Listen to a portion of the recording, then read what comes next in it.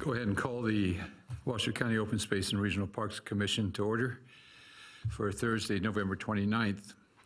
I'd like to take roll call, please. And we can start down here. Just say your name. Polly Boardman. Jennifer Oliver. Doug Doolittle. Thomas Gwynn. Chris Nenzel. Oh, turn it on. There you go. Be a light. Yep. There it is. Oh, right there. Yep, I think you're good. Darla Lee. Hi, my name is Kitty Jung. I'm your Washoe County Commissioner for District 3 and your liaison, and this is the voting board of the Regional Parks and Open Space Committee with some new members who I can't wait to hear their background and be sworn in. Thank you. Michael Large on behalf of the DA's office. And I'd like to do the pledge now. Tommy, you want to lead the pledge? To the flag of the United States of America and to the republic for which it stands, one nation, under God, indivisible, with liberty and justice for all. Thank you.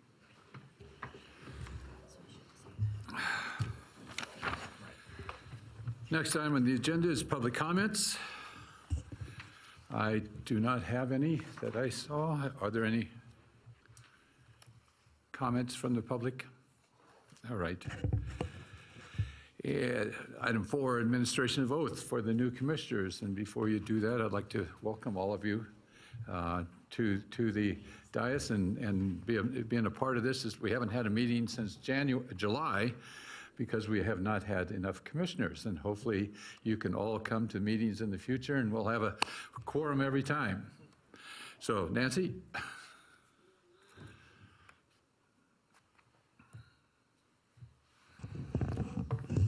Good afternoon, everyone. If I could have the new commissioners stand and raise your right hand, please. And for the record, I'm Nancy Parent, Washoe County Clerk. Then if you'll repeat after me, I state your name. I, Jennifer Oliver, Do solemnly swear do solemnly swear that I will support, protect, and defend that I will support, protect, and defend the Constitution and government the Constitution and government of the United States of the United States and the Constitution and government and the Constitution and government of the State of Nevada of the State of Nevada against all enemies, against all enemies, whether domestic or foreign, whether domestic or foreign, and that I will bear true faith, and that I will bear true faith, allegiance, and loyalty allegiance, and loyalty to the same, to the same, any ordinance, any ordinance, resolution, or law resolution, or law of any state of any state, notwithstanding, notwithstanding, and that I will well and that I will well and faithfully perform and faithfully perform all of the duties all of the duties of the office upon which I'm about to enter. of the office on which I am about to enter. So help me God. So help me God. Thank you and congratulations.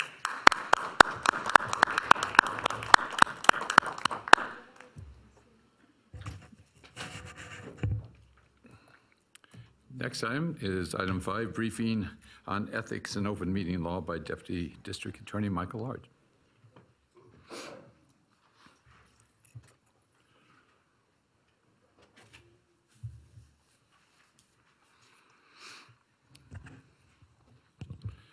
Hold on just a second. My name's Michael Large. I'm with the Washoe County District Attorney's Office, and I'm your assigned counsel for this board. I'm going to do what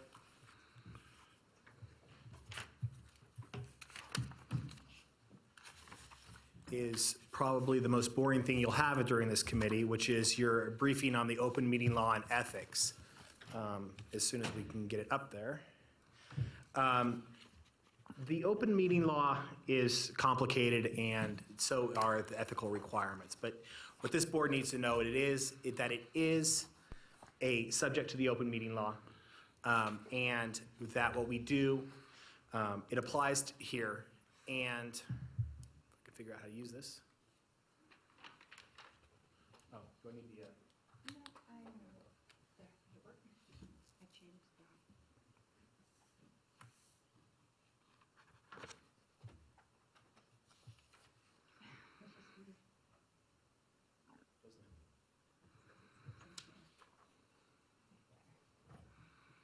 Sorry, guys, we should have done the technology beforehand.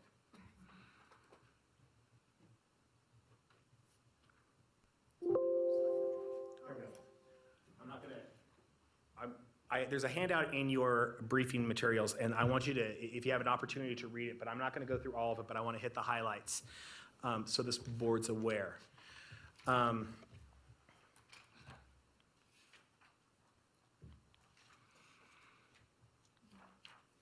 Okay. Can you drive it? Will you drive it? Why don't you go to the next slide? Not this one, the next one. Next one. When does the open meeting law apply? It applies to all meetings of a public body at which deliberation takes place or action may occur. This board is funded by the county. We have the opportunity to spend money, and that is the key component that when the open meeting law applies. Not everything that we do, as you'll notice from your agendas, are action items, but all of the items that are on the agenda are subject to the open meeting law. And what does that mean? Let's click it forward.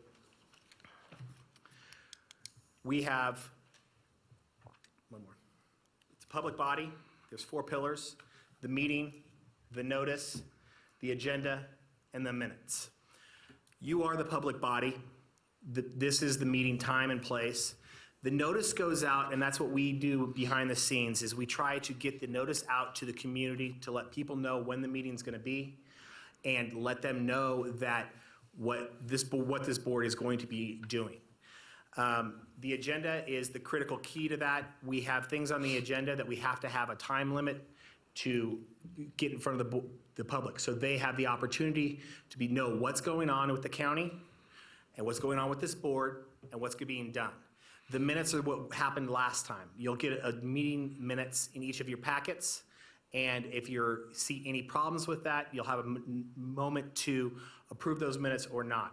Those go into the public record and become public records on behalf of the county, and we have to make sure that those are done at every meeting. Yeah, these are, go forward 2 slides.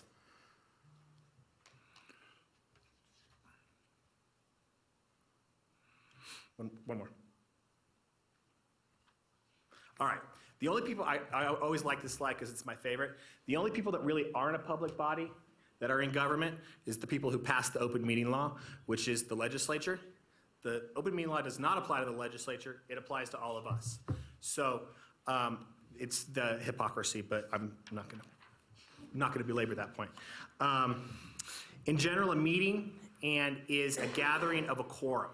Quorum means a simple majority. For this board, there are 7 members, so 4 members have to be present for every meeting to take place. That's been our problem. We've been down a number of commissioners, and we haven't been able to have a quorum. But it also gets into a little bit of problems, and that becomes when there's more than, what was that? 9 members. There's 9 members? Sorry, there's 9 members by statute. So we've had a problem getting to 5 being here for the meeting. So now that we have 7 members and 8 members with 1 absent, we shouldn't have that issue. The one issue that I want to touch on that's very important is meetings are supposed to be in public. There are ways to bypass that that we want to discourage. One, you can't send emails. Emails to the group about things that are on the agenda are prohibited. That is essentially bypassing the open meeting law. Open meeting law is about transparency. It's about letting the community know that all decisions are made from a public body in the open, in the air, so the public has a chance to comment, to disagree, and to state those disagreements. Email very much circumvents that. So when you get an email that's for, here's the agenda, don't hit reply all, say I'm thinking about this. And that goes to all of the other forms of communication, which means text messages, and all of the other things that can be communication between members of the board can constitute a quorum. So I've discouraged that. And if you ever have any questions about, can I do something, we're always available to answer your questions and be able to provide advice on that. The serial communication is, the next one is, I want to go to the next slide, please. What's a walking quorum? We're supposed to be able to talk and deliberate things in open air. But if one person has an idea, and our commissioner goes to you, and then to you, and then to you, and then to you, and then to you, that's called a walking quorum, trying to talk about an agenda item and getting consensus beforehand. That is also prohibited under the open meeting law. What we want to be able to make sure is the transparency of government, that all decisions are made in public. So that is prohibited. Let's go forward to social functions. This board may be called to go to different programs or things, activities where you're more than 5 people will be there that are on this board. That is not subject to the open meeting law, but it can be. It's not, we like to let people know, let the community know, hey, we're gonna have more than, we may have a potential quorum here, but what makes it an absolute prohibition is if you start talking about things that are agendized, if you start talking about things that are gonna be on the agenda, that you're gonna take action on, that's prohibited. All right. I'm gonna skip past the notice and the agenda.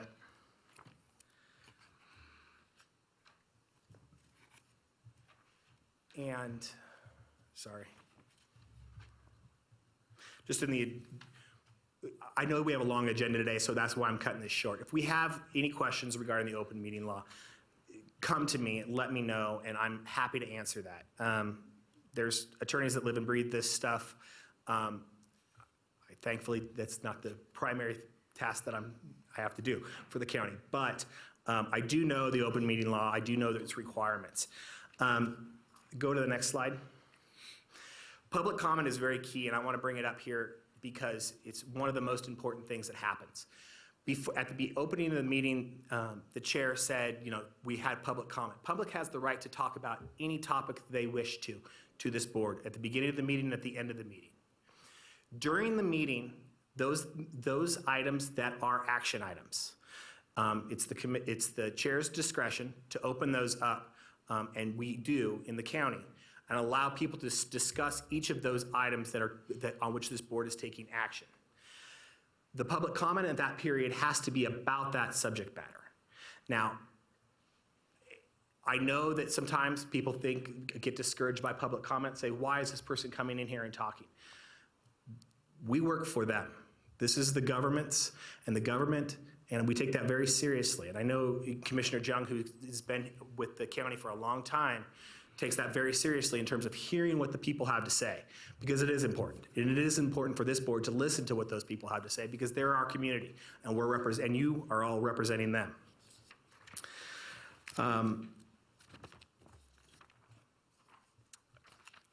Go forward to the corrective action slide.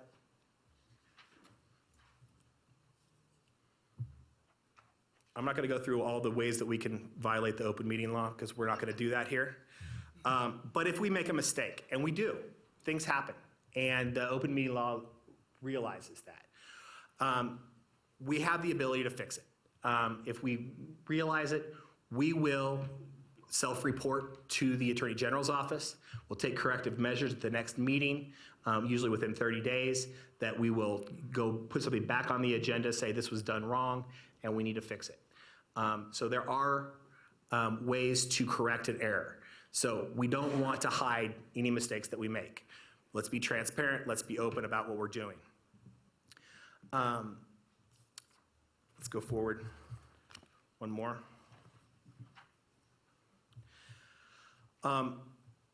There are mechanisms for, and you may have read about them in the paper, saying somebody gets sued for violating the open meeting law. And those things do happen. That's the last thing that we want. We want to be able to, I don't anticipate that ever happening with this board. We handle ourselves very well. But sometimes those things happen. And there are mechanisms for the public and for board members to seek enforcement of the open meeting law. Hit the next one, which is the most important slide. All right. I'm going to change this slide slightly, which is, if it's not on the agenda, don't do it. If there's a question on the agenda, let's put it off till the next meeting. That's what the open meeting law really means is, look, we want to get the agenda right. We want to make sure the public knows. We want to make sure that everything we do, it comports with that. We're going to stay to what's on the agenda. And if there is any question, we'll kick it down the road to another meeting. Very few things that this board does are time sensitive. And so that they can't wait till the next meeting to do. So I would encourage you to really make sure that with the open meeting law, if you have a question or you think there's a mistake, bring it up, and we can always take something off the agenda or postpone it till the next meeting. I'm gonna just bypass the ethics presentation because I don't want to bore everyone in the audience completely.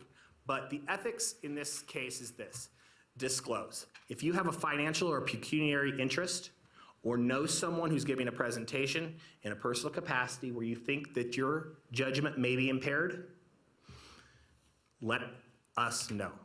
Let the chair know, let your attorney know, and we need to disclose that at the beginning of the meeting or at the beginning of the agenda item, and we can then have you make a decision on whether or not you need to recuse yourself from the vote or not. And that's really as simple. You cannot take gifts, and I'll go through the ethics on an individual basis, but in terms of the gifts for members of this commission are limited, and what those mean and what does and does not apply can get complicated. You know, our free tickets, if I have to go to represent the county at a certain event, is that a free ticket? We can get into the nuts and bolts of that. But come to us. The DA's office gladly represents the county. We work for you, and we're happy to do it. And we're always available if there's ever any questions. So with that, does anybody have any questions? Okay. That's usually a 2-hour presentation, by the way. Good job. Thank you very much. Next item on the agenda is approval of the agenda for the Open Space and Regional Parks Commission meeting November 29th, 2018. I do have one change to the agenda. Item 9 is deleted. There will be no presentation. Aside from that, there's no changes. Move to approve, sorry. Second? Oh. Sorry. Seconded. Thank you. All those in favor? Aye. Motion's passed. Next item is the approval of the minutes for the Open Space and Regional Parks Commission meeting of May 1st. We'll take them one at a time. May 1st, 2018. Any questions on those minutes?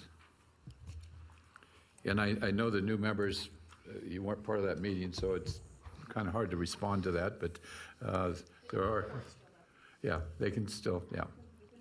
Yeah. I'll move to approve. Second. Any questions? None? All in favor? Aye. Aye. Opposed? No. Motion passes. Now approval of the minutes for June 5, 2018. I'll move to approve with the change in the heading from June 6th to June 5th.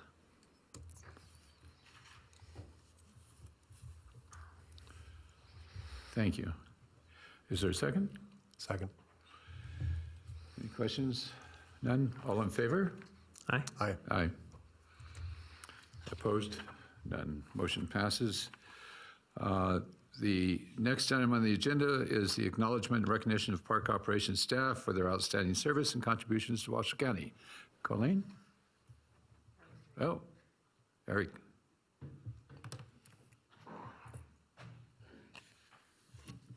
Good afternoon. For the record, Eric Crump with Washoe County's Community Services Department. So today, I'm happy to announce we're recognizing 3 great park staff.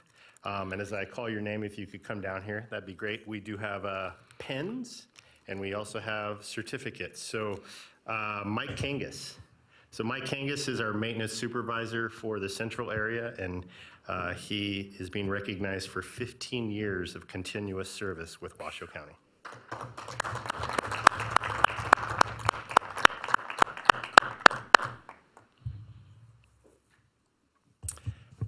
Next, we have Andy Brown. Is Andy here?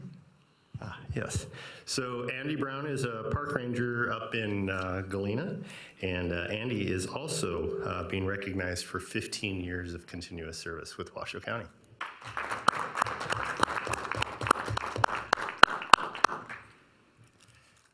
And last but certainly not least, we have Juan Martinez. Juan Martinez is one of our park maintenance workers. He came to us from actually Washoe Golf Course, and he is celebrating 15 years of continuous service.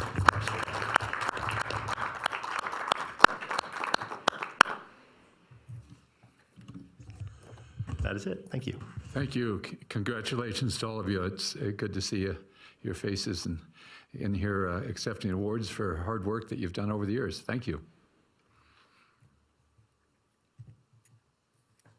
Next item on the agenda is review, discussion, and possible recommendation of the Board of County Commissioners regarding a proposed permanent easement totaling 10,624 square feet by D.R. Horton for storm drain and drainage on APN 162-01020. Again, Eric Crump for the record with Washoe County's Community Service, and you may get sick of me today. I'll just apologize in advance. It's been a while since we've had a meeting, so it's great. First of all, I'd like to say it's great to see so many new faces, and I really appreciate your interest in this commission. So with that, you should have in your packet a staff report for proposed purchase of an easement on Washoe County's parcel. The proposed easement is for a storm drain and drainage associated with Autumnwood development. And that development is on an adjacent parcel to Washoe County's parcel. So Washoe County owns a little over 10 acres along Whites Creek Park. That is near Zalesi, kind of behind Montessori Park, or Montessori School and Bishop Manogue High School. D.R. Horton is the applicant for this easement. They originally submitted an application which should be included in your packet, and that is pursuant to our approved parkland easement policy. Staff received the application and reviewed the application. In their original application, they had submitted a design that would basically be an open ditch that would allow for drainage from their property through the county's property, ultimately into Whites Creek. Staff reviewed that and felt it may potentially interfere with any future use or enjoyment or development of that parcel, specifically if we had a trail alignment on the south side of Whites Creek Park. So we asked the applicant if they could consider other alternatives. They came back with a piped alternative, which was much better for us. Obviously, that would accommodate any type of trail use or kind of passive activity with very minimal impact to the site. So both of those alternatives has been included in your packet with the costs associated with each of those. So pursuant to the parkland easement policy, staff has reviewed this easement application and feels it's compliant with the policy, and staff is recommending that this commission recommend approval to the Board of County Commissioners, the easement application. So should you agree with staff's recommendation, we would work with the applicant to perform an appraisal, and then the applicant would be responsible for paying full value of that appraisal pursuant to our parkland easement policy, and the fees associated with that appraisal or the revenue associated with that appraisal would be deposited in the park district specific to this parcel and used as staff sees fit, usually for maintenance or mitigation or operations. And then we would enter into an easement agreement that would include such things as full restoration of the site and then ongoing maintenance of that easement. The easement's roughly about 10,000 square feet, maybe a little bit more than that. And with that, I'd be happy to answer any questions. And we do have representatives from D.R. Horton, the applicant, here as well, and they'd be happy to answer any questions. Questions from the commission? Eric, do you know how big the storm drain is?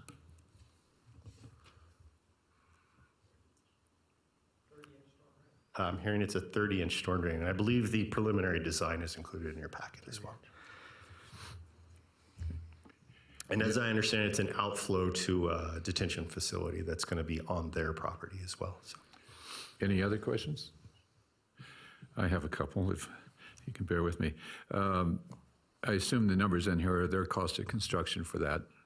That is correct. And I think I heard you right, that you will contract an appraisal to get the appropriate cost for the easement?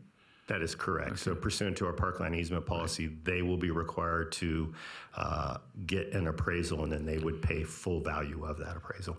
What is the period of construction? When will they start and finish? Sure.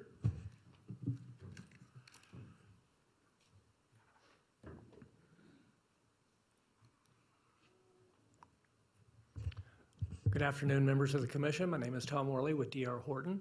We are anticipating plan approval in approximately February of this year. We anticipate the construction of the storm drain outlet would be completed sometime in April. Thank you. One last question. Eric, was there any objection from the adjacent properties when they went to the Planning Commission? Not for this item. Okay. Thank you. Any other questions? Commissioner? None? Okay. Oh, go ahead. Just a quick question. I was just wondering where I could find the parkland easement policy. The parkland easement policy is located on the parks website, so washoecounty.us. Thank you. /parks, but we can send it to you as well.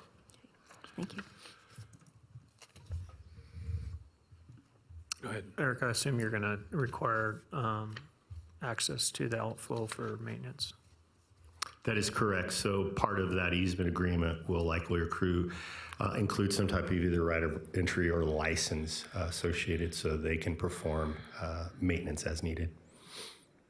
Great. I think the only other comment I'd have is just to be considerate of the mountain bikers out there, that to have kind of a detour for their, while during construction. I know you'll probably hear that, so. Thank you. Good point. Any other comments or questions? Is there any public comment on this item? Yes, sir.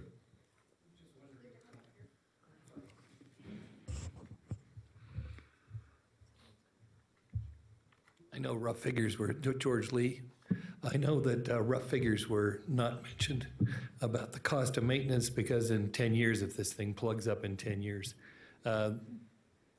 shouldn't you have some kind of an idea as to what it's going to cost to do the clean out and do the ongoing maintenance? Thank you, sir. Eric, do you want to comment on that? Yeah, just to be clear, so the easement agreement that we went into, the applicant, D.R. Horton, and ultimately, if there's a homeowners association, all of the maintenance responsibility would fall on them for their easement. This is a drainage that serves them and only them. So maintenance would not be the responsibility of Washoe County. It'd all be on the HOA then? Correct. Okay, thank you. Any other questions, comments? There's a recommendation by staff and a possible motion. Does anybody want to make a motion on this item? I'll make a motion.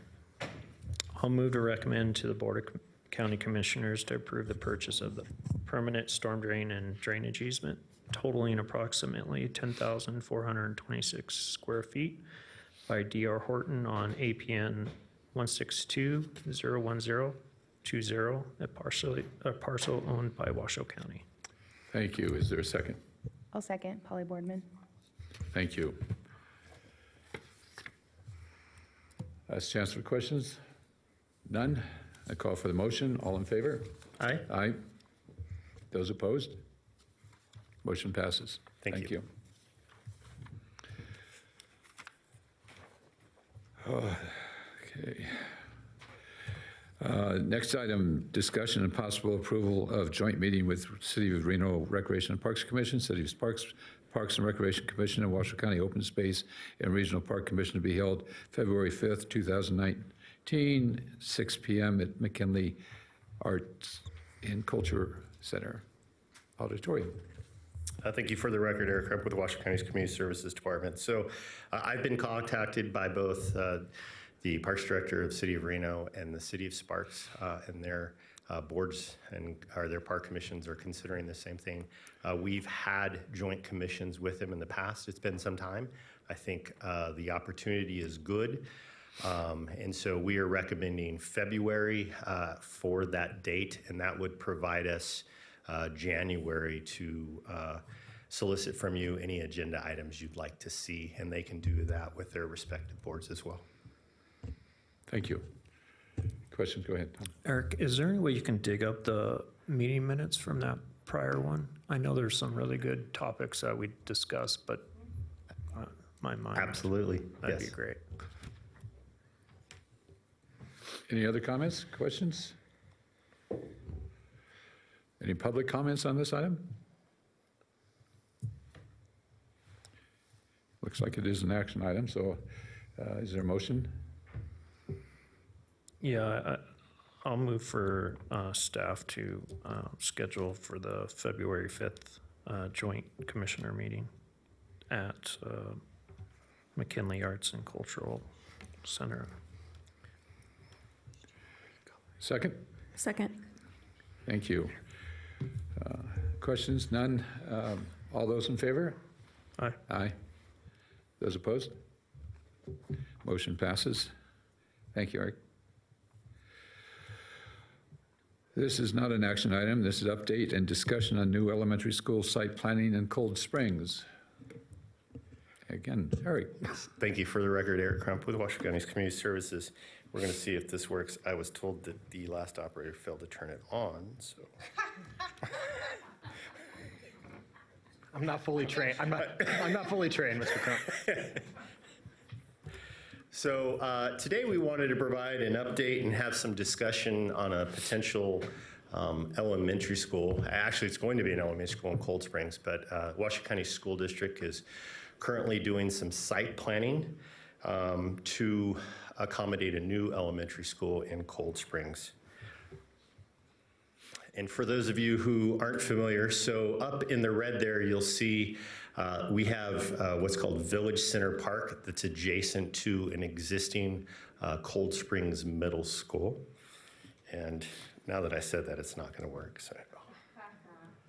Oh.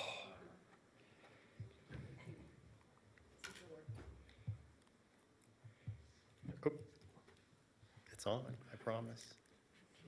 One more time here.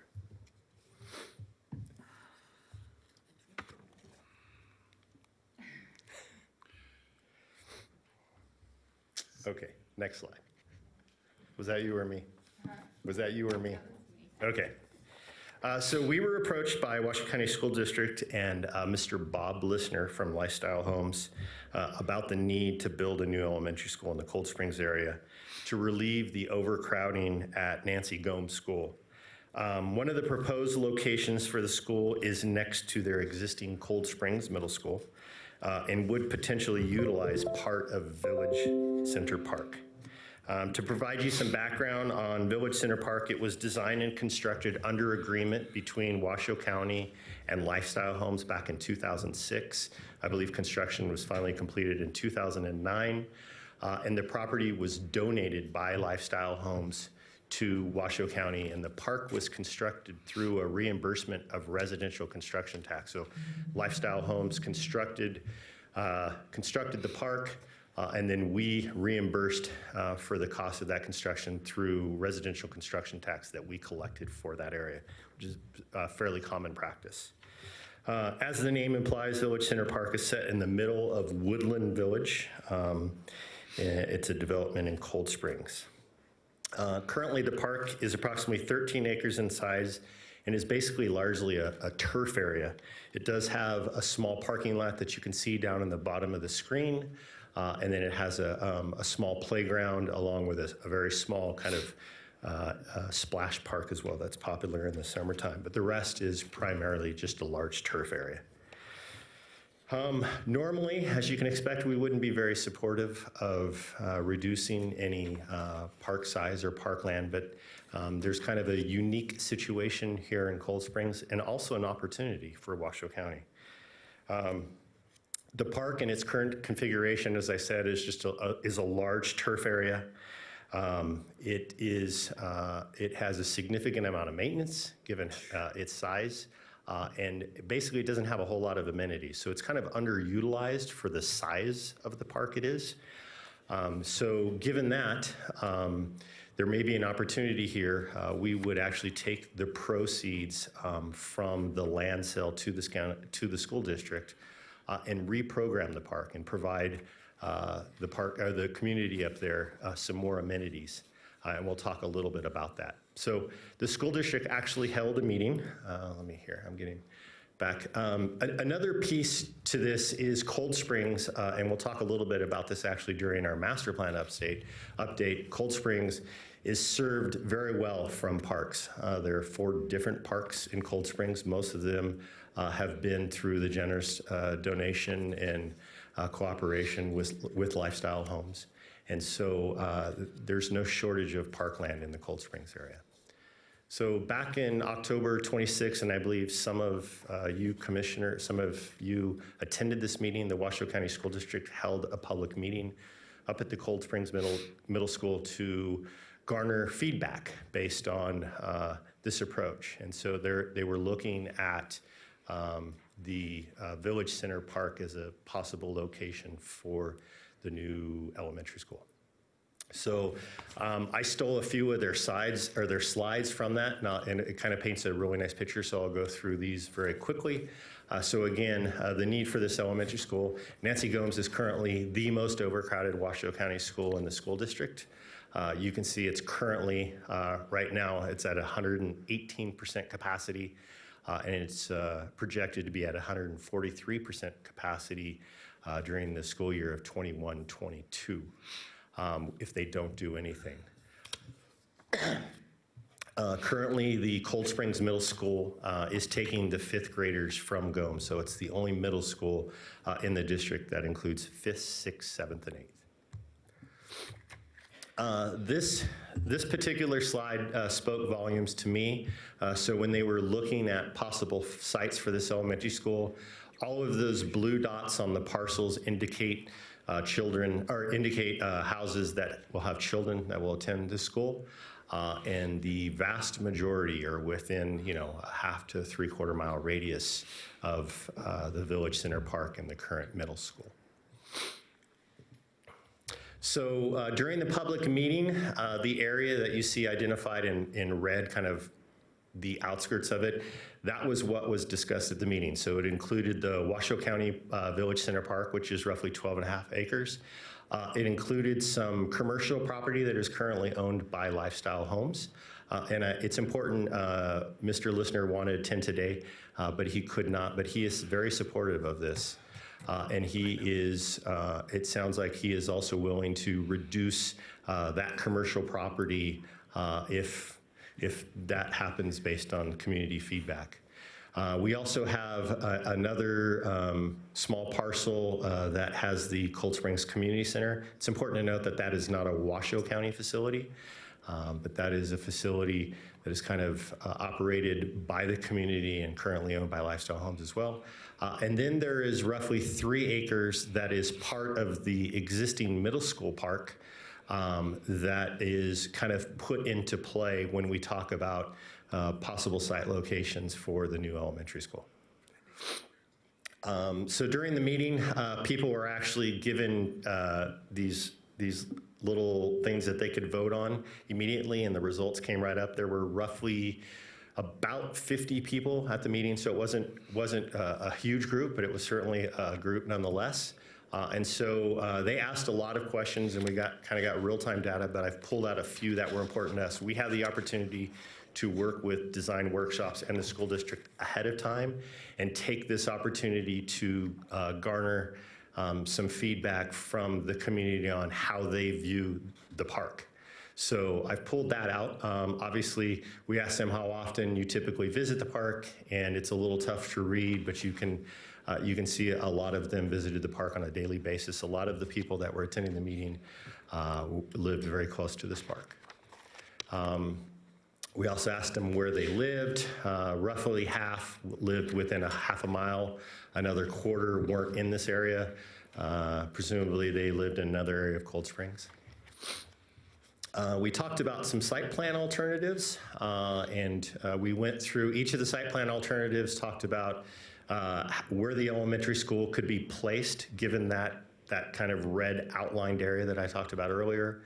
We talked about park and open space. We talked about the developable area, which is the commercial and the residential that's currently owned by Lifestyle Homes, pedestrian nodes and other opportunities, and I'll just focus in on the parks. This is kind of the existing condition. So we have the park down to the lower right, and then all the other areas that we talked about as well. And then they were given a series of alternatives for the park. So alternative A, and it's easier to go through your handout. I'll just go through them real quick. They're all generally, they just kind of take property from one and add it to the other. So some might be a larger developable area from the commercial, some might be a larger park, some might be larger school, and so on and so forth. So we have option A, option B, option C, option D, E and F, I believe. And then we asked them to, first of all, give us their option in terms of where the new proposed school should sit. And basically it was either going to be on the west or on the east. And most of them chose option 1, which would put it on the east. And that is actually, that is the preferred location from a parks perspective. It keeps the majority of the park intact and it doesn't kind of isolate two parks. Then we went on to talk about the best park configuration. And I'm going to kind of breeze through this because the school district, I'll get to that in a bit. They're currently doing a survey. But we talked about the best park configuration relative to entrance for the existing community center and roadways and that type. So we had option A, B, C, D, E, and F. And options B and C garnered the most votes, and obviously going back to options B and C, that certainly would be the preferred alternative from a parks perspective. Option B actually provides the most parkland. I believe that's a 9-acre park, so we go down from about 12.5 to a 9-acre park, which is still a very substantial size park. And the other one's slightly less than that. It divides the park in two, but it still provides more parkland than the others. And this actually works very well. We have several regional parks that are divided. We can divide uses.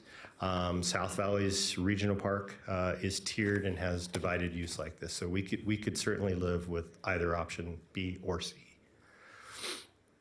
Then we went into park uses a little bit.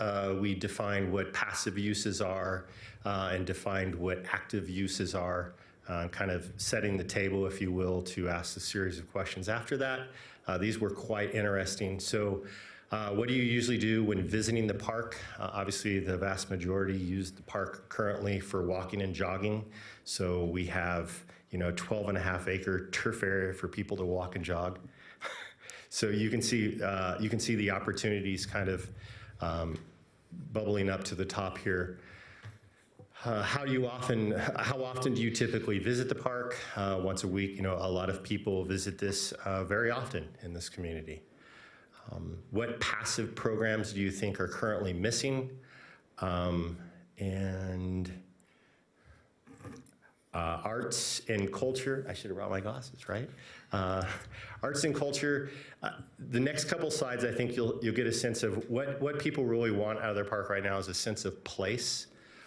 So arts and culture, a gathering place, a place for events, that type of thing. So the next question is, which active programs do you think are currently missing?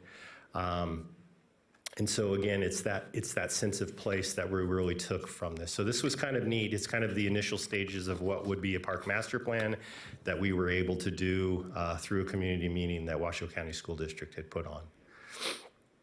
Question number 7, what do you like about the park? This was very interesting. I mean, they all feel it's safe, and that's a big deal. So we're very proud of that. And then what could be most improved? So again, that gathering place, that sense of place. This park, this entire community was designed with this center hub, and certainly that's what they're looking for, and I think we can do a lot to reprogram that park. During the meeting, there was enough public input. They asked, several people who attended the meeting asked the school district if they had considered other locations, and they wanted them to consider other locations. So the school district has done just that, and they considered 9 different locations in the Cold Springs area. And after further consideration, they had identified 4 of those sites as quote unquote workable. They could put a school there. And then 5 of those sites were unworkable. So based on zoning or based on, their policies or based on infrastructure, the site was unworkable. So then they really focused in on those 4 sites. And right now, actually, the school district just went live with their survey. This is on their website, and I believe they pushed it out through their communications team. They're going to leave a survey out for about 3 weeks, and this is information directly from their survey. So they're gathering additional input. So they go through each of the site alternatives. They provide pros and cons for each, and I won't go through each of them. So the first site is actually the Village Center Park site. They provide pros and cons and are asking the public for feedback. I didn't include the questions on the survey, but you can certainly go to their website and look at that and take that if you'd like. Then we have their Briar Drive site, which is their alternative B. Their alternative F, which is Silver Knolls Boulevard site, pros and cons for each. We have their G, Cold Springs Drive site, and I believe that's the end. So I just wanted to provide an update. So next steps for us, the school district will wrap up their survey, and they have committed to the community of Cold Springs to go back out with the survey results and the preferred alternatives. And so obviously we'll be participating in that if the Village Center Park site is the preferred location. So if that happens, we would be coming back to this board and ultimately the Board of County Commissioners looking for direction and support. So with that, I believe Adam was here from the school district. I know he had a meeting. Is he still here? Perfect. So both Adam, he's with Washoe County School District. He was at the meeting, and myself and Colleen and several members. So we'd be happy to answer any questions you might have. All right, thank you, Eric. Question? I have a couple. In looking at, I pulled up Nancy Gomes on Google Maps while we were talking. It looks like from a property perspective, Nancy Gomes has sufficient property to be expanded. Was that a consideration? That's where H is, isn't it? Let's see here. Wrong way. I believe that site was considered non-workable, and I'll let Adam talk about that. I'm just kind of curious why. Hi, good afternoon. My name is Adam Searcy. I'm with the Washoe County School District. Great point. It was definitely brought up at that public meeting in Cold Springs. It is about 10 acres, actually. For a couple reasons, we felt that it was unworkable. A combination school, like one was considered, could we add on to that elementary school, basically create a larger elementary school with enough capacity like to match what 2. Really doesn't align with our academic objectives. We kind of the scale of an elementary school is kind of capped at we try and keep it a smaller community for those younger students. So it's not desirable from a size to go, beyond 700 plus students in a single elementary school. And then really just the physical logistics of constructing that while Nancy Gomes is in session, we really felt was unworkable. So that's kind of the summary there.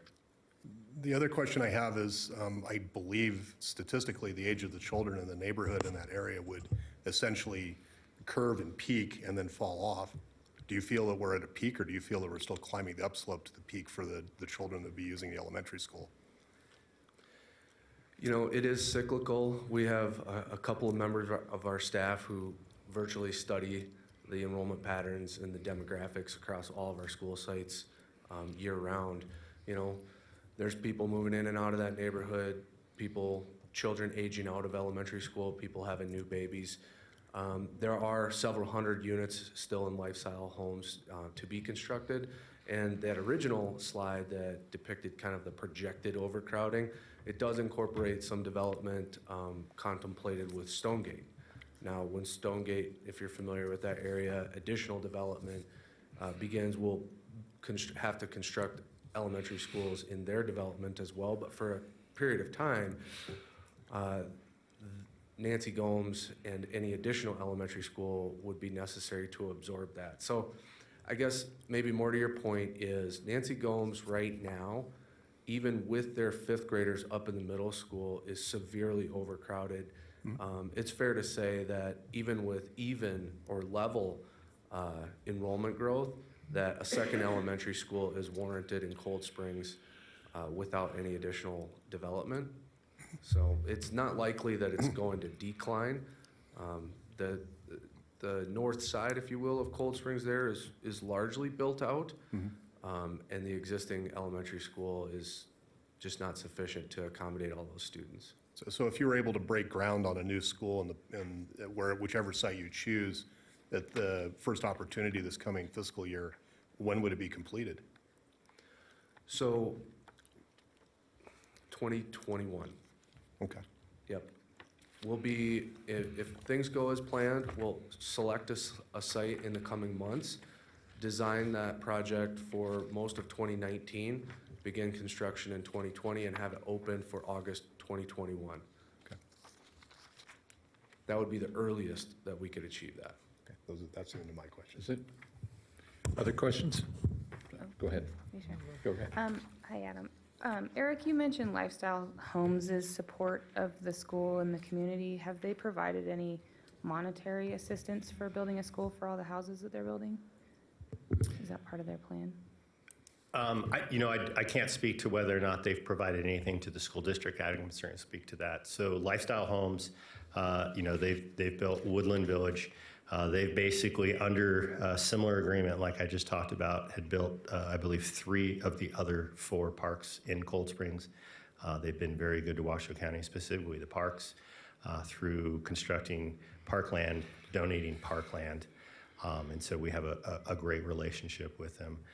They came to the table, when I say they, Mr. Listener, and I certainly don't want to put words in his mouth, but he's been at virtually every meeting we've had, from staff meetings on to the public meeting, and it's just kind of waiting to see what the public wants. Like I said, I think it speaks volumes, the fact that he's got probably his most valuable property, that commercial property that's just south of the park, that he's willing to decrease in size should the community want this.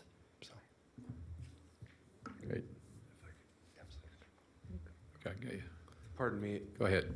Adam Searcy again, for the record. I would just like to clarify for the record that the property that the middle school and associated ball fields currently sit on was donated to the school district by Lifestyle Homes in circa 2006, before my time, but I can confirm that it was donated wholesale. We haven't explicitly defined terms, but I second Eric's characterization of his participation and support for our efforts thus far. Thank you. Tom? Yeah, I have a couple comments. Adam, I appreciate you guys doing your due diligence on this. As an engineer, I know you're never going to make everyone happy about this. And then with Eric, but I do appreciate you coming to this board and presenting your findings and continuing with the your due diligence to come up with the best site. And I would ask Eric, if you could have our operations staff definitely have their opinion in our recommendations, because they're the ones that have to take care of it once we decide on it. I'd appreciate it. Thank you. Yeah, I get it. Commissioner? You got it on? I can't tell. No, I was just wondering if you had done traffic studies comparing with the school that's there now and the impact that the grammar school would have on that site, or any of the alternate sites you looked at. They're in progress. We haven't at this time, largely because the site itself is still up for discussion. When we get our survey results back here in a couple of weeks, it may or may not point strongly towards one site or the other. Kind of the message that I tried to deliver in October to the community that was strongly voiced was traffic impacts of a new school, of course, is that as with all of our school sites, recommendations that come out of a traffic study, mitigation associated with the impacts of a new school is typically included in the scope of the school construction project. So some of those alternatives that you saw, if you look actually at that image, that aquamarine drive, virtually dead ends currently. And some of the alternatives that we were proposing in October included extending that public roadway through to Village Parkway. Things like that, whether it's a traffic signal or some other traffic impact mitigation efforts, is typically included in our school construction. But to answer your question, the traffic studies are in progress and kind of awaiting a specific site determination. Anything else, Commissioner? This side, any other questions? Go ahead, Commissioner. Thank you. I don't know if it's, I think it's Mr. Searcy that I have this question for. Mr. Searcy, when school is not in session, isn't a school a park as well? Aren't they open to people to go on the grass and the playground? And I mean, it was when I was a kid. Yeah, very much so. Outside of school hours, Yeah. we're going to have a fence perimeter. It's Sure. going to be locked during school hours. Outside of school hours, that perimeter is open and that facility is generally available for public So use. essentially, they're not losing a park. They're just having different hours for a park. It'll be modified. Yeah. The school. But with more property- amenities because it's a school park. That's correct. And then I have another, just a point to clarify for the record, there is no bus service out to Cold Springs, so we can all assume that everybody that lives in Cold Springs at least has one car, which is very different when we go to the urban area. We used to argue, we need that, which we still have, the library in Verdi up and running. Everybody in Verdi has to have a car. There's no public transportation there, and I just feel like, and Spanish Springs need that big library out there. You have a car, you can come in. If we're looking at cutting, you have the ability to move your family, where people in the urban core can't move their family. So in terms of people that use it, within a half mile before they're walking, I'm assuming those are senior citizens, but I have to also then speculate that they probably have a form of transportation that they can move to the park that we're looking at based on their desire. So that's a global way to look at that in terms of need and what are we taking and what are we replacing with. And I will go on the record and say Mr. Lisner in Lifestyle Homes is the best developer we've ever worked with in this county because he's knowledgeable, he's kind, he gives money to the school district even when he doesn't have to. I mean, he does, because he lives right out in Cold Spring, so he has to live with the people that he builds the home with as well. So you don't have to answer that, I'm just speculating. Thank you, Mr. Searcy. Thank you, Commissioner. I do have a couple of questions. Is there more development going on in the north, or is it capped off now? Are they finished with all their movement out their lifestyle homes to the north? Yeah, I believe the map that's been submitted for lifestyle homes, there's still some build out. It's 80 to 100 homes, and then he's pretty much done. I'm not sure if there are any developments that have been submitted for north of this location, but I can tell you when we go through the master planning presentation, we'll know then because they have all those. With that said, is there any other parkland to be dedicated out there that you're aware of? At this time, I'm not aware of that.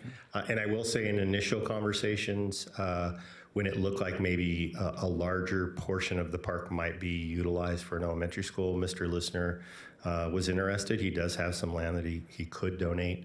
Right now, I don't see there's a need, even given his 80 to 100 homes.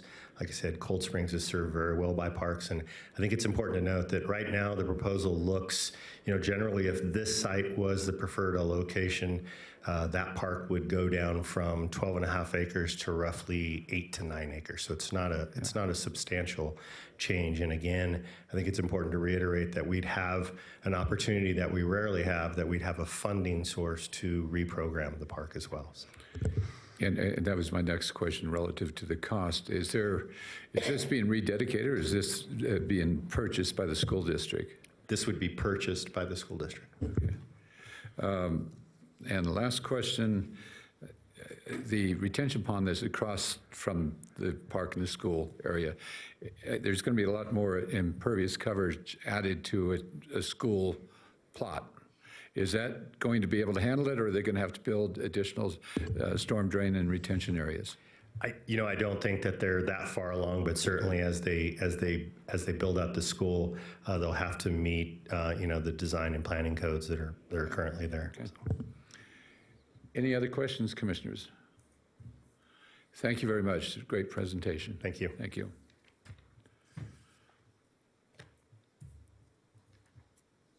Okay. Next item is presentation, update, and discussion by Wood Rogers, Inc. on Washoe County Park Master Plan. And I assume that's Eric again. Good afternoon. For the record, Eric Crump. Some of you may or may not know, we've been going through a kind of a comprehensive regional park master plan that incorporates all of our county, and we've contracted with Wood Rogers to do that. And so we have Eric Hasty here today that will be giving a presentation, and then all of us will be available for questions afterwards. Eric?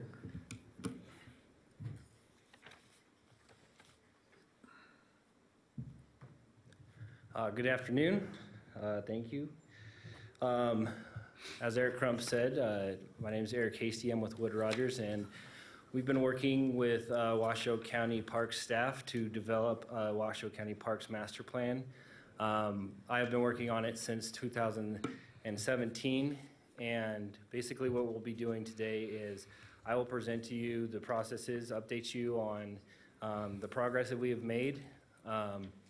I will go over parts of the proposed master plan, some elements. We have 3 elements that we're going to be presenting today. And then the hopes is to get comments and questions answered today, and then come back in early next year with a final draft master plan. So the purpose of this master plan is to provide Washoe County staff with a focused direction for the next 20 years on where they want to take the Parks Department and how to best serve the community. This is to act as a living document, which means that it needs to be updated as the community continues to grow and changes different directions and different courses. Another aspect of this master plan is to look at the existing park tax districts, the residential construction tax that are generated within these tax districts are to be spent where they are generated. And so we're looking to consolidate the 20 current districts to allow more flexibility in the budgets that Washoe County works with. This should be noted that this will not replace the regional park master plans that are associated with each regional park. And it's to work into conjunction with all the other natural resource plans, trails plans that are already available. So here's a brief timeline of our involvement with Washoe County on this. Right now, again, we are at the end of 2018, where you're going into the final draft of the Parks Master Plan, and we will come back again next year with the final draft master plan. So when we were looking at this, we wanted to look at all parks because for the public, it doesn't really matter if it's a city park or a county park. They don't really care where who owns it. They're usually going to go to a park either because it's closest to them or it has the amenities that they want. So to do a comprehensive to get a good comprehensive idea of how the community is served, we need to look at not only county parks, but city parks. And when we're talking about parks, we're not talking about open space, trails or trailheads, or special use parks. Although some regional parks like Rancho do include all these elements, not all these things that we're talking about. So it's the traditional parks, playgrounds, sporting facilities and stuff like that. And a lot of our analysis also took place within the Truckee Meadows service area. So Truckee Meadows service area is where you have the higher densities, you have sewer, water, and as well as parks. So there's a greater need for parks within the Truckee Meadows service area. There are parks outside of it, but for this purposes, we are looking mainly within the Truckee Meadows service area. We started to develop a community profile utilizing GIS. So we took census data, data from the Truckee Meadows Regional Planning Agency housing study to look at future growth. And then we had analyzed it, saw where all these things were, and then looked at how they related to where the parks are located. We developed a stakeholders group. We took this information that I just described on the last slide to them. We had 2 meetings, one at the beginning of this year and one in September. We got their input as far as going to the public about this, as well as on how to develop the planning areas, which I'll be talking about later. But some of the comments and conclusions that we got out of that were, when we're talking about the planning areas, they need to consider a timing element when looking at future growth. Just because a proposed development was approved with 5,000 units doesn't mean that 5,000 units are going to be built in the next 5 years. There's a timing element over this, and so usually when you have a large development that has about 3,000 approved units, it's going to take place over the course of 20 years. They were in support of consolidating the park tax districts, and they were also echoing what we saw in the public outreach. Or the residents are more interested in regional parks, and that doesn't mean that we're getting away from neighborhood parks. They're definitely a huge aspect to this, but people are more interested in the regional parks, as you will see from the public outreach that we did. So we had 4 meetings, as well as an online survey. We generated over 400 responses between the online survey and the public meetings. And the conclusions we took out of this are people are willing to travel several miles, but they generally recreate where they live. So usually when they're traveling to regional parks. They did value regional parks over neighborhood parks. When we asked where they wanted their the focus to be in the future, regional parks was an overwhelming answer. And not only that, they wanted all parks to be connected to where they lived, as well as parks to be connected so they don't always have to drive there. Open space was is vital going forward. A lot of people saw all these developments coming in and they're worried about open space. So open space acquisition is one of the other things. And residents really got attached to the regional park master plans. The regional park master plans did a great job of getting the public excited about a specific regional parks and a regional park, and the citizens want to see these developed. So how do we get there? So this is what we're trying to show with this master plan. Now, there's a lot more detail in this, and it's included in the handouts that you have. So I'll just briefly touch on these 3 things. This is the outline that we are proposing for the master plan. Chapter 1, it's basically the introduction. It's pretty boilerplate, chapter 1 and 2. But then we'll get into the chapter 3, which are the goals, objectives, and strategies. And I'll go over those a little bit more in detail here soon. And then going into chapter 4, which is planning area profiles and implementation. So chapter 4 is really going to be where all of this comes together. This is going to be the focus of the master plan.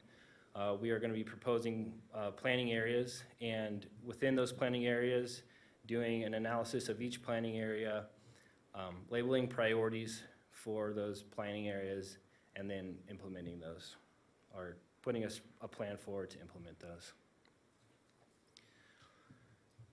So the goals, objectives, and strategies. Again, there's a lot of information provided in your packets. I'm just going to touch on the goals for right now and briefly describe our thought process behind these. So goal 1 is Washoe County's role is to provide recreational opportunities for the community. Goal 2 is to determine what those needs are, the short-term and long-term needs, recreational needs. Goal 3 will be how do we meet those needs? How do we implement, how we put the pieces together to meet the short-term and long-term needs? And then goal 4 will be how do you fund those implementation processes? So after we gathered all this information, we now have what we are proposing to be the new planning areas. So we narrowed it down to seven planning areas, and within these planning areas, there's kind of a subcategory. So we have 4 urban areas. These are where majority of the population is. This is within, a majority of them are within the Truckee Meadows service area. So this would be the North Valleys, Spanish Springs, Northwest Truckee Meadows, as well as the South Meadows areas. And then the 3 rural ones would be Mount Rose, Tahoe, Truckee Canyon, and then Pyramid High Desert, which goes all the way up to the Oregon border. We based these, we drew these based on where you're most likely to recreate. So when you look at these planning areas, if you live in this planning area, you're most likely to use the parks, the trails, and the natural features within these areas. And we also took a look, a lot of these are just a combination of the planning areas within the Washoe County master plan, as well as the existing park districts. It should be noted that we are trying, when we say we're consolidating these park districts, we are not going to be taken away from the Sun Valley and Incline Village general improvement districts. They will still be able to take the monies that they get within their community. So it'll act just as if it's within the city. So a lot of these planning areas include parts of Sparks or Reno. All the money that is generated within Sparks and Reno, even though they're included within these planning areas, they stay within the cities. So right now what I'm going to go over is the 4 urban planning areas. We will do the same analysis with the Mount Rose, Tahoe, Truckee Canyon, and Pyramid. But right now, we're just presenting the 4 urban planning areas. And so I'll kind of briefly go over what's shown here on these maps, because it's a lot of information. So we're showing, and this is going to be similar in each one of these planning areas. So we have the Washoe County parks, the open space, and then the city parks are all delineated, as well as the jurisdictions. So the city of Sparks is in pink, city of Reno is going to be in blue. It's kind of hard to see here in this slide, but there is federal land that's also depicted, as well as the unincorporated Washoe County. We're also showing the approved developments, and within those approved developments, we have an associated with it the amount of units that are remaining to be built in there. So that was updated from 2018, this year, the summer of this year. So with this analysis, we can kind of start identifying some priorities. So within Spanish Springs, I'll use Lazy 5 Regional Park as an example. Lazy 5 Regional Park is a Washoe County park, but it is surrounded completely by the city of Sparks. You can also see that majority of the development that's going on in this area is going in around Lazy 5, but all those developments, all that money that's generated with the residential construction tax is going to go to the city of Sparks. But most likely, those residents, the existing residents and the future residents, will be using Lazy 5 Regional Park. So how does Washoe County, so Washoe County needs to, as a priority, further develop Lazy 5. And to do that, you need to refer back to the goals, objectives, and strategies. So working with the city of Sparks, and as well as the residents, to see how they can further develop and make sure that the citizens in this area have a regional park that services this area. The other thing I'm showing here is underserved areas.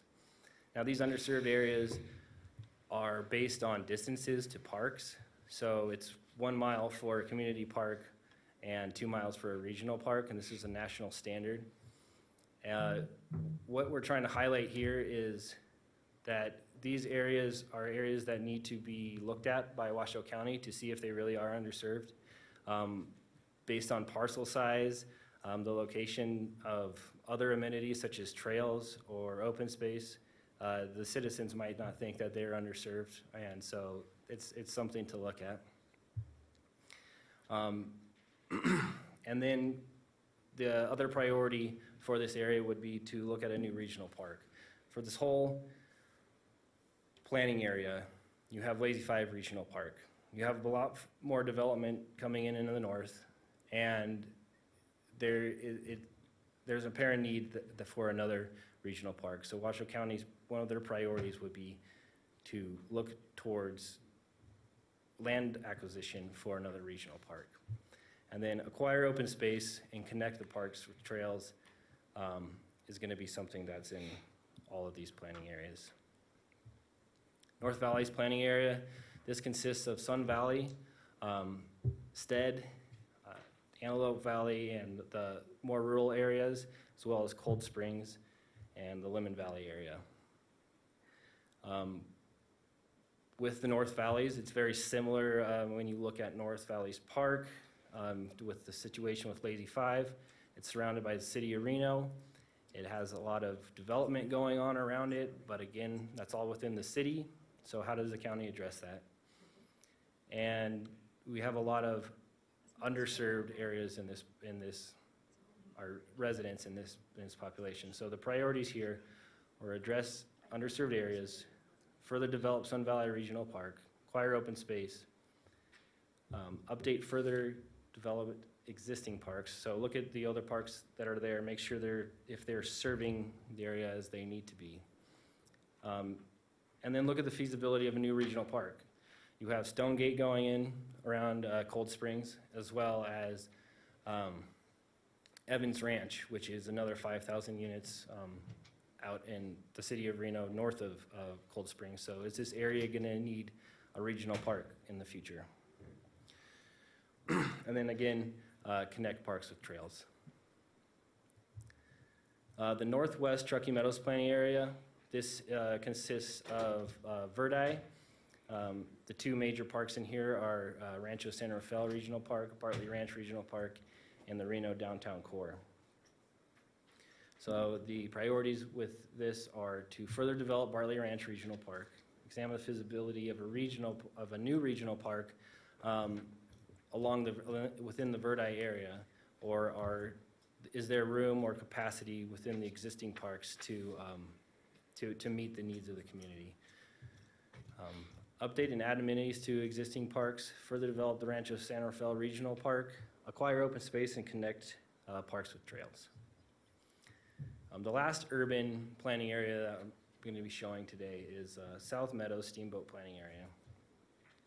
So this area consists of Washoe Lake, goes far south to the Carson County line, and also goes all the way up to the Truckee River.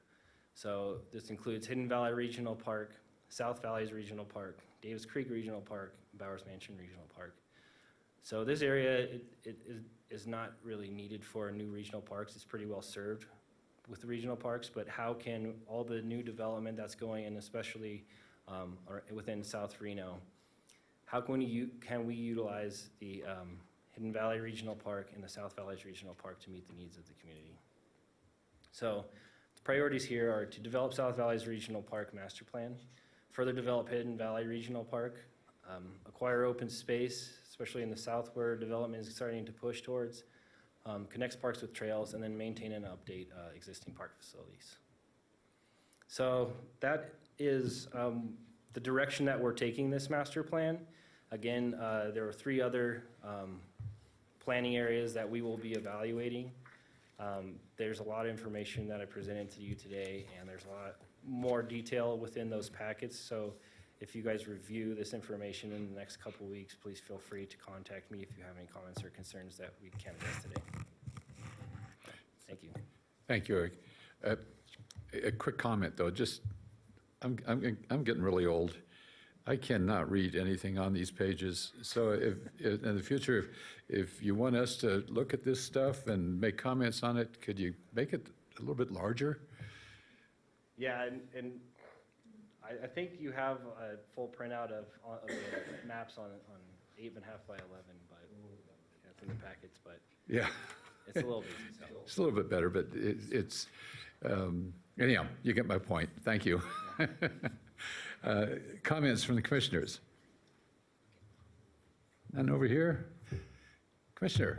Thank you, Mr. Chairman. I have a couple questions for you, sir. You mentioned that Sun Valley, which area of Sun Valley are you identifying as Reno property? Of Reno? You No, said again, so- this is Reno's area, and they collect the fees. So Sun Valley General Improvement District, Yeah, that's not Reno. right? That's their own, and that is unincorporated county. Right, but the residential construction tax that is. Yes, I get that. So- But I think you said City of Reno, though, and I've been representing them for over 11 years, and I know they're not City of Reno, Okay, so well, it's I was their just- well, I was just own saying that- GID. Alls I was saying was that it's going to act similar to the city of Reno, where the tax that is generated within there is Okay. going to stay within there. And then I do want a follow-up. I don't think you need to come to the board, but you could send it to everybody. You equated Sun Valley GID with Incline GID. I want to know what the difference in their balance is for their parks. Okay. Thank you. It's probably not your job, but there's somebody here that can do it, I'm sure. We can get that. Okay, thank you, because I have a big problem with that, because Sun Valley GID was solely created because of the budget crisis we were in 2008. And Sun Valley GID voted themselves to take over the swimming pool, yes, I'm correct, the swimming pool, and the maintenance, because we weren't going to keep doing it as a lovely county. And instead, we kept doing Bowers Mansion swimming pool, because, those people down there couldn't afford to pay for their own swimming pool. So I'm still very bitter over that.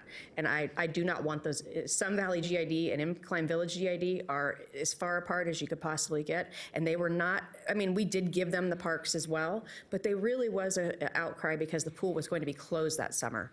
So there needs to be a lot more thought, function, form, investment in a community that went ahead and decided to tax themselves through their GID water bill to keep their swimming pool open for the youth. And I know that's not your issue, Yeah. but this is for me to say to staff, I have been, this is not new to Mr. Crump. It might be new to the new director, but this is something that I have been very vocal about, that we need to make sure we remember the institutional history as to why that was created. It is not in no way, shape, or form equal to Incline Village GID. And I do want staff to give me the report of the difference between money collected and responsibilities and area, et cetera. Yeah, and I just want to clarify that when I said, when I put the two together, all I was saying is they're going to be separated from one another. They're not going to become one pool. They will be separated. I just wanted to clarify that. Mr. Chairman, if I may, I'd like to encourage the members of the commission to keep it on the agenda topic.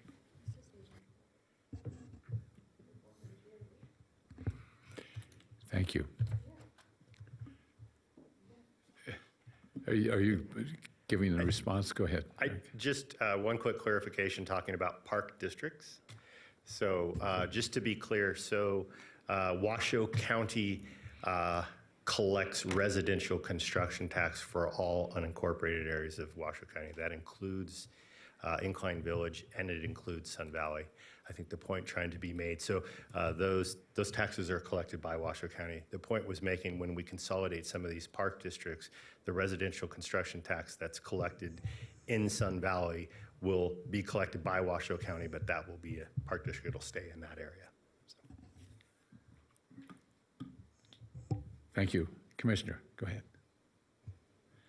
Yeah, I was just wondering about the connecting trails. Could you elaborate a little bit? Because some of these parks are pretty far apart. And what are these trails going to consist of exactly?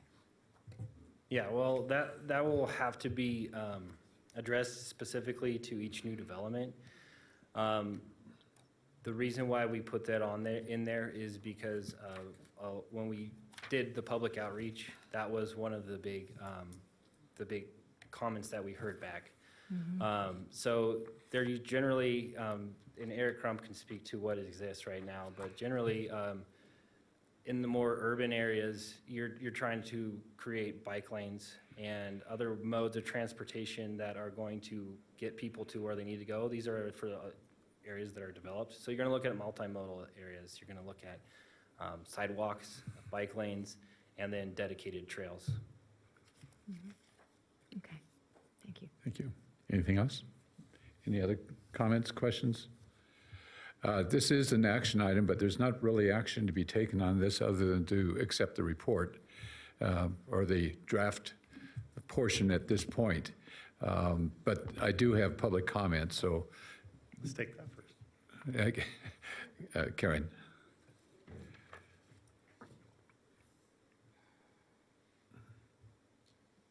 Thank you. Karen Mullen, and I just wanted to make a couple comments because I think that master plans sometimes are shoved to the side, but this is the basis for doing what Commissioner Jung just mentioned, which is how do we set up for the next bond issue? How do we set up for a different way of funding these various parks where we don't have the resources to fund them? And we do need to take a look at that, in my opinion.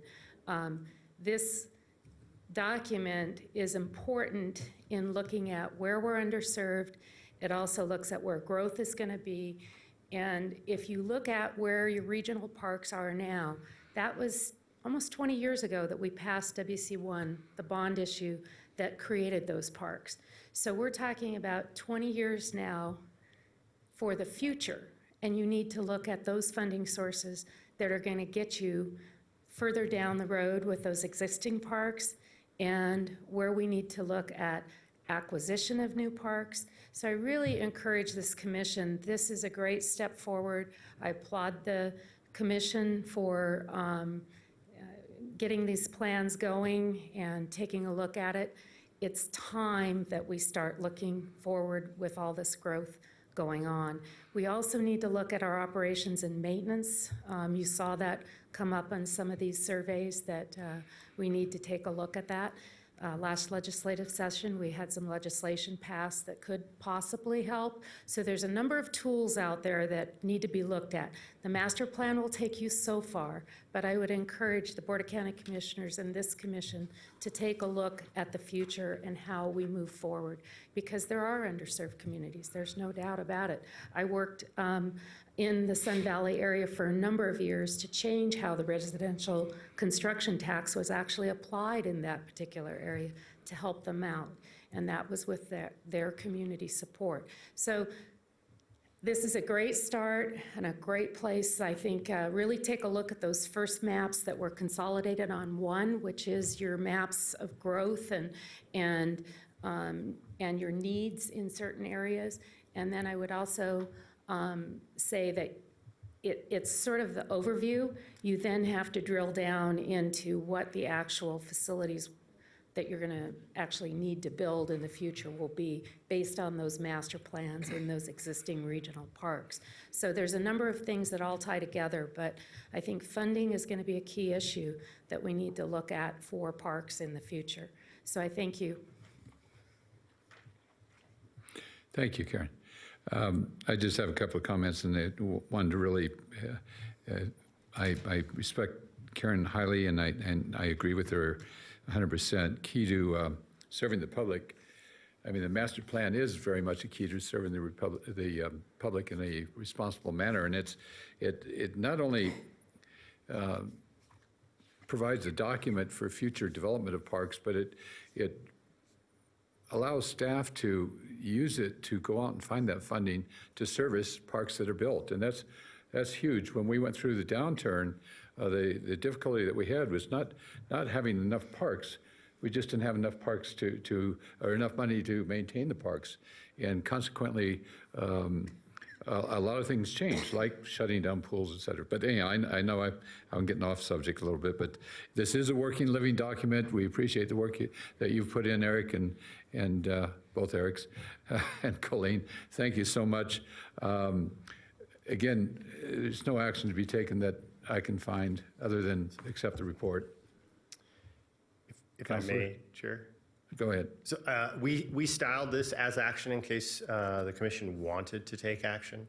Certainly we want to present. So Eric Hasty has kind of told you where we're going and the format and the initial analyzation. So, you know, if the commission wanted to take action, like this is the right approach, or they wanted us to change gears, that's what we want to hear. You certainly don't have to take action, but we styled it as such, giving you that flexibility.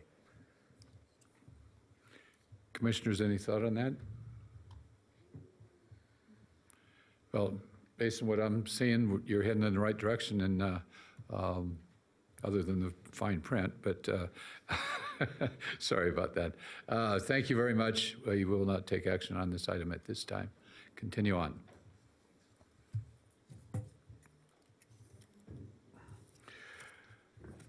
I would assume this is Colleen, update and final report on Dragon Lights Reno 2018.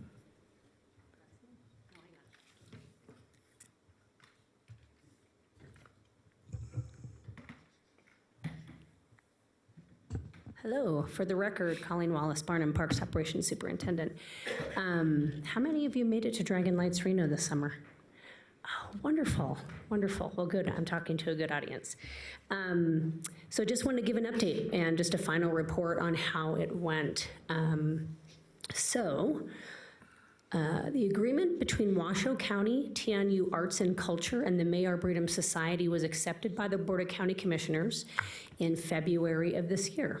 TNU was essentially responsible for most of the logistic details of the event, marketing, ticket sales, parking, daily cleanup, etc.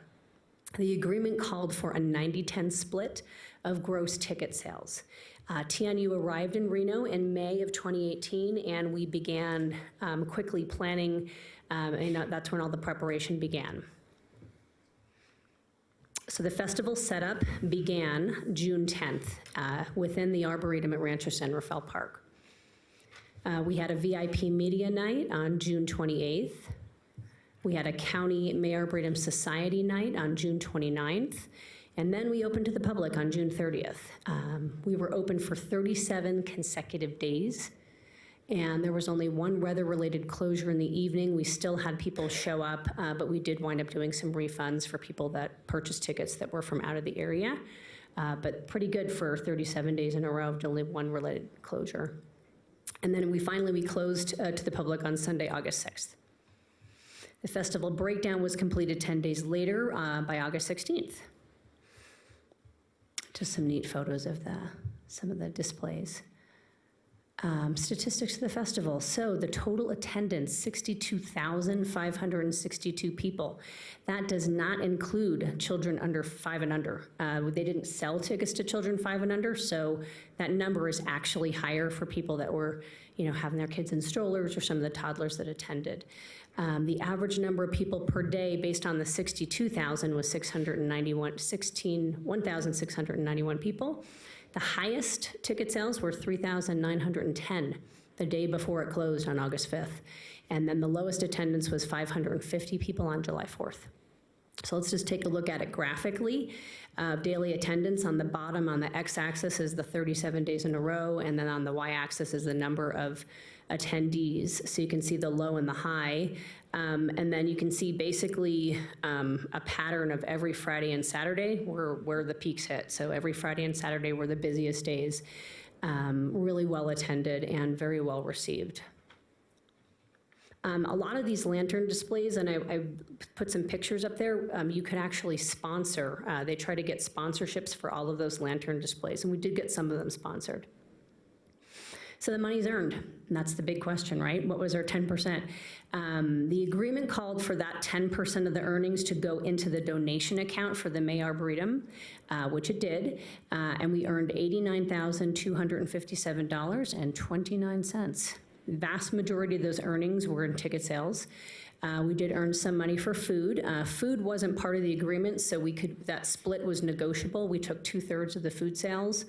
And then sponsorship, we earned $450, which those could absolutely be increased in the future. So where would that $89,000 go? Well, it can be spent quickly and easily, that much to be said. You can see here, this was a breakdown of Bill Carlos, the horticulturalist for the Mayor Breedham, put together a list of things that we would spend the money on, and it's all but $3,000 would be spent this year. We're still waiting for budget authority. Hopefully we'll get that on December 11th, and we will be able to spend that money this year.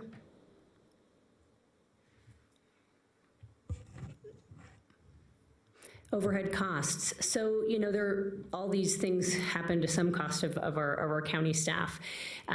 We did an estimate of how much it cost our staff, and it was $40,963.75.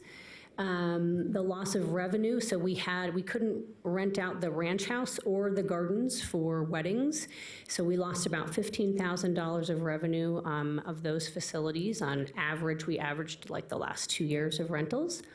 We had to purchase some supplies, you know, minimal. So our total in-kind contribution was $56,873.75. So we earned, you know, about $32,000 all in all. So just want to make sure you understood what those overhead costs were. So assessment for future events. It was really well received by the public. I can say, you probably saw on Facebook or social media, Instagram, there were posts every day, constantly, and it was wonderful. It was a great advertising tool. It put the Arboretum on the map. Having that many people come through the Arboretum was huge. It was really important for that place, and I can get maybe an idea from the May Arboretum Society if they got an increased membership from it. That would be good information to know. We learned that it would be important to balance the needs of the park and the overall use of the park during an extended event such as that. With that many days in a row, it really had a pretty big impact on the park. So we'd want to assess how to do that in the future. And we'd really want to reduce those overhead costs. We don't want to have that much staff time. We had to do that this year because TNU was new to the area. They really didn't have a lot of those initial tools when they came in. They depended on us to really help with the event. So we would maybe perhaps negotiate a different split for future events. We had a 90-10. We'd probably want to negotiate something different for the future. And just a really big thank you to the Rancho Centerville Park staff. Everybody from the Arboretum, the museum, the park rangers, park maintenance staff were amazing. They were the reason this event was successful. We couldn't have done it without everybody's help. We also had a variety of other county staff that assisted with the county night and the MAS night, and that was really important, and I thank everybody who was helpful in pulling that together. And then finally, a big thank you to the May Arboretum Society. They provided a lot of assistance and support for this event. Are there any questions? Commissioners, any questions? Yeah, go ahead. Yeah, I'll just comment. It was a great event. Not just the lights, but the performances too were absolutely mind-boggling. The way they can juggle that table and the way they can contort their bodies and stuff like that. It was just a really great event. I went with my wife and we had a great time. So thank you everyone for that. Good. I will also commend you for all the hard work that the park rangers and staff did. They were out there. I was there on the busiest day, I think. And even so, even in the dark, I was able to get around.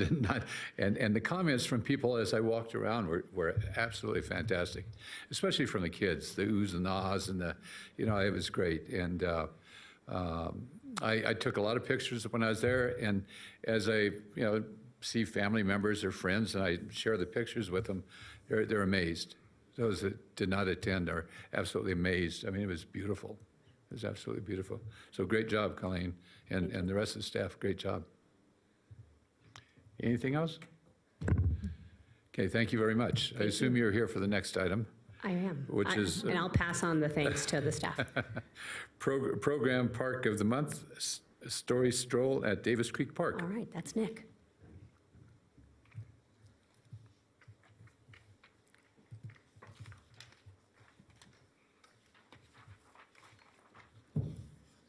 Good afternoon, Commissioners. Nick Stoyer, Park Ranger, South District, for the record. And it's my pleasure to present the program of the month to you today, which is Story Stroll, turning a new page with Story Stroll. The idea came from the Carson City Parks Department, who did a story stroll along the Carson River in September of 2017. I saw posts of that event on Facebook, and I thought, I'm taking that idea and I'm going to run with it. So the Springtime Story Stroll with Ranger Stoyer at Davis Creek Regional Park was born. We partnered with the Washoe County Library System and Washoe County School District. We chose a book called Pond Circle by Betsy Franco. The stroll took place around on the nature trail, which goes around the pond at Davis Creek, so it was a perfect book for that. We got permission from the author to use the book. The library helped in making copies and laminating them, and I mounted the pages every so often along the trail. That was the first story stroll, which was this spring for 2 weeks. It was so successful, we did a second story stroll this past fall for 2 weeks. And for that one, we partnered with the school district. In the lower right corner, that is a picture of teacher Ventitulo. He is a 4th grade teacher at Roy Gom. He came to me with the idea of, what if we had the students write the story for the next story stroll? And so he partnered with one of his coworkers, and 4th graders actually wrote the story called Austin's First Winter, and that was the second story that we highlighted.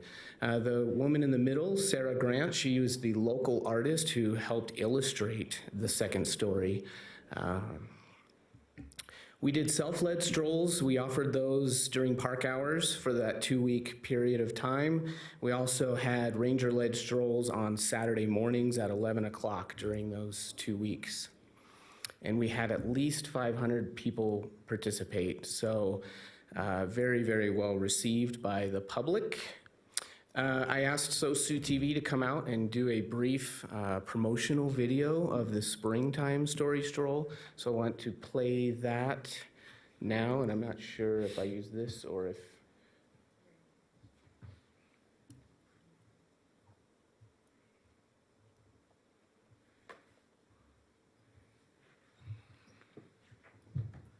No, it didn't come through.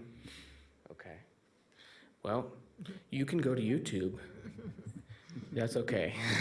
The video is on YouTube, and it's also on the Davis Creek Regional Park Facebook page if you want to see that. It's turned out really, really well. The feedback, so I put a logbook in a box at the end of the trail, allowing folks to write down their adventures after the stroll. So we just had page after page of comments and drawings and just thank you for this awesome adventure, and we saw this along the trail as we hiked, and just a lot of really good feedback. For the Springtime Story Stroll, we also utilized hashtag WC Story Stroll and encouraged people to take pictures and to post them with that hashtag, and didn't get a whole lot of people doing that, so we didn't use the hashtag for the Fall Story Stroll, but we did get a few pretty neat posts from the springtime. A lot of fun. So there are pictures here. You can see the group sizes varied. I took scout groups out individually. I even had a physical education class from Carson City come up and do a stroll with me. So definitely a lot of fun with a lot of folks. So the future, what do we do? One idea is we can expand it to other parks. We're actually talking about doing a stroll this coming spring at Galena. At the visitor center, they have a paved interpretive trail there, and so we thought that would be cool because then it would be ADA accessible.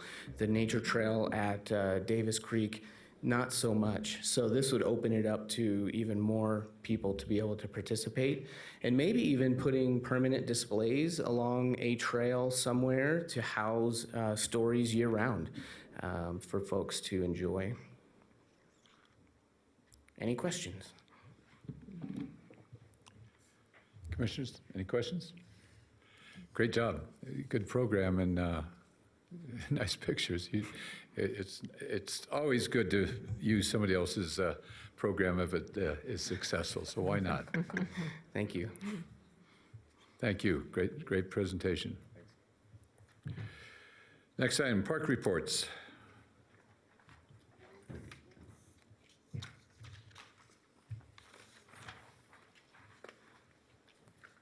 Okay, Okay, it's a long meeting, sorry. For the record, Colleen Wallace, Barnum Parks Op Superintendent. I don't have any specific updates. I do have a highlight that I'd like to add that's not in your park report. And that is next Tuesday, there will be a ribbon cutting for the Spanish Springs Senior Meal Site. So we have a senior meal site up in Cold Springs at the community center, and it's been in existence now for 5 years. It started in 2013. We entered into a memorandum of understanding with the Senior Services Department back in 2009, and we were doing something at the Sun Valley Community Center. So now in that memorandum of understanding, it calls for expanding sites, and we started working with it's actually now the Human Services Agency. And last year we started talking about different sites, and we landed on Lazy 5 Community Center as a site for the senior meal site. So you will see in next week a ribbon cutting for that, and we're excited to be part of that. And it's a new opportunity for seniors out in the Spanish Springs area, or really anywhere that could travel to the Spanish Springs area, to gather, socialize, get a healthy meal, and continue to live healthy, productive lives. So kind of an exciting new opportunity. But does anybody... What day and time? Sorry, I didn't say that, did I? No. Tuesday, December 4th at 11 a.m. And it'll be taking place at the community center at Lazy 5. And yeah, an exciting new thing to be happening out there. And I'm going to leave it open since it's a pretty long meeting. I didn't want to go through too much information on the report. If you have any questions on anything, I'd be happy to answer it. Questions, commissioners? None. Thank you very much, Okay. Colleen. Thank you. That was, I assume that's on all the elements of the report? Okay, thank you. Director's report. Mr. Crump? Last time, I promise, for the record, Eric Crump, Assistant County Manager Solero, had to leave, so he apologizes. He had to go to another meeting. So just a few quick things on the director's update. If you haven't seen it, you should be seeing it. We canceled the Park Commission meeting for December, which would have been next week. Obviously, with this meeting, we didn't see a need to have a December meeting. We will also be rescheduling the January meeting. That happens to fall on New Year's Day, so we will be looking for availability from date and location for that meeting, and we'll be reaching out to you. We'll try to have it at the first part of January. Then it obviously looks like we'll have a joint meeting in February, and then after that, we should be pretty smooth sailing with our standing meetings back in order with a nice quorum. I also wanted to let you know with kind of some regret that we received a letter of resignation from our Vice Chair, Nate Daniel. His wife has taken a job in Seattle, and he will be moving with her. So we will be, we were up to 8 commissioners. This body should have 9 commissioners. So we were recruiting for 1 more, so we'll add to that list. We'll recruit for 2 more. We got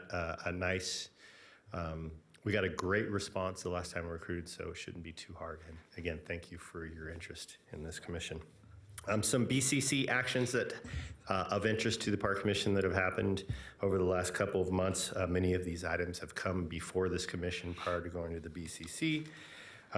We accepted over $40,000 in donations. About half of that was in kind and about half of that was in cash.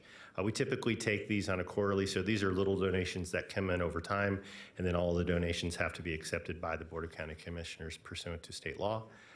So those came from various organizations, agencies, individuals, and businesses. The board approved a maintenance and construction agreement for the Galena Terrace Park. That will be a park that is up in the Saddlehorn development, and it is under construction right now. So they're going full bore.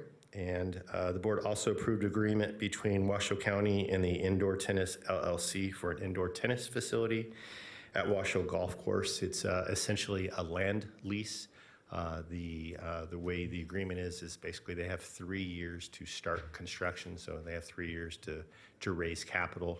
That was done under our unsolicited proposals policy, and Assistant County Manager took that to the board. And with that, I'd be happy to answer any questions, but that's all the updates I have. Any questions? I do have one on the land lease.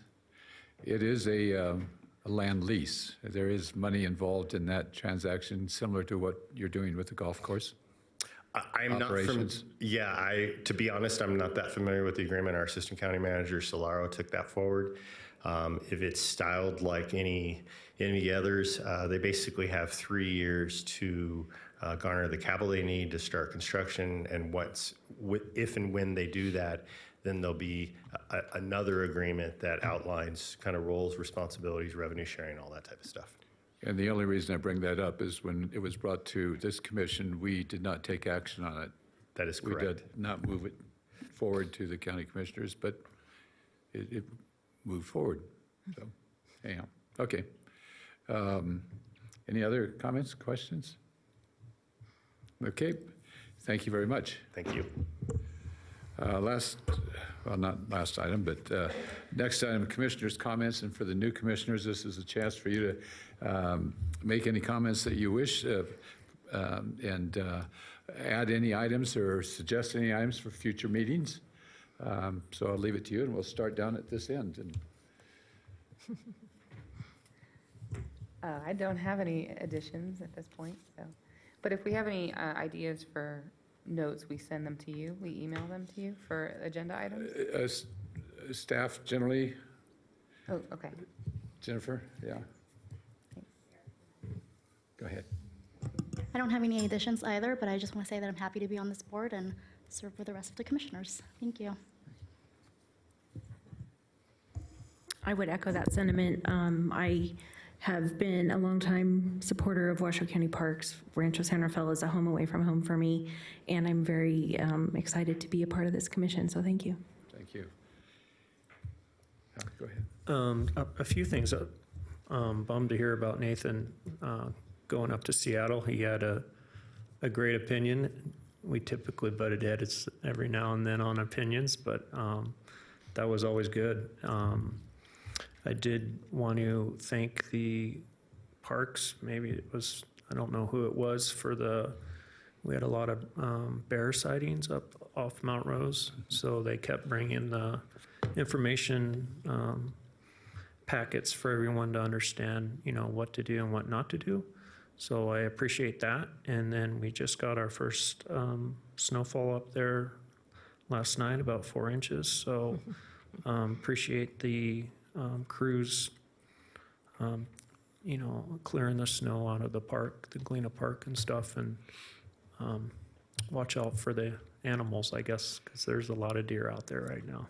So, thanks. Great, thanks. I don't have anything to add. Nothing? I'm just happy to be. It takes a while to come on. Yeah. There you go. No, I'm happy to be here too. I think this is a very important commission, and happy to be involved in keeping parks going and open spaces. So, thank you. Thank you, and Commissioner John. Thank you, and welcome to the 4 new females on the Regional Parks and Open Space Commission. I look forward to what you're going to bring and how you use the parks. I do have an agenda item I'd like this board to hash through and make recommendation to staff. I went to the Rancho San Rafael Dog Park on a Sunday. Big mistake. I'll never do that again. And I saw children, like 2 years old, toddlers, unattended, parents on their phone, dogs running around. And I'm wondering, number one, what's our liability? Number two, are we training parents about the proper use of their children at a dog park and looking out for their kids, especially small children, but children in general behave like prey to dogs who are off leash, and dogs who become into a group can become very aggressive. And I didn't see, the toddler she was less than 2. Left on her own with, and there's dogs of all size, shapes, and who knows what kind of dog you have. I would never trust my houseplant to somebody else's rearing of their dogs. So to leave your toddler out there, I think there needs to be some kind of training, and I would like that to also correspond with and help with the special subject matter expert, Washoe County Regional Animal Services. I just want to how did we anticipate this? What's our liability? How are we training people to keep an eye on their children, let alone their dogs untethered?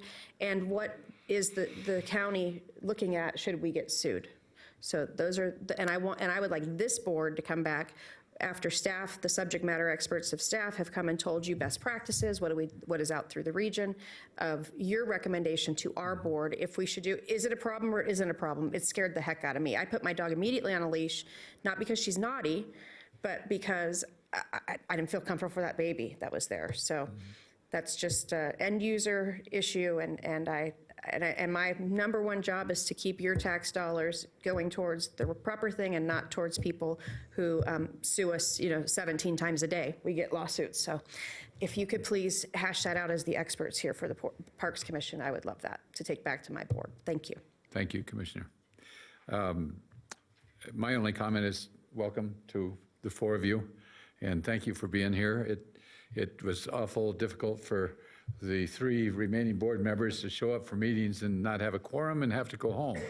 And having you four here to help deliberate into the future and give us new, fresh ideas and give staff particularly new information is very helpful. I mean, similar to what Commissioner Jung just did. You all use the parks, you go out there as we do, we're in the parks, and we can provide valuable information to staff and assist them where we can.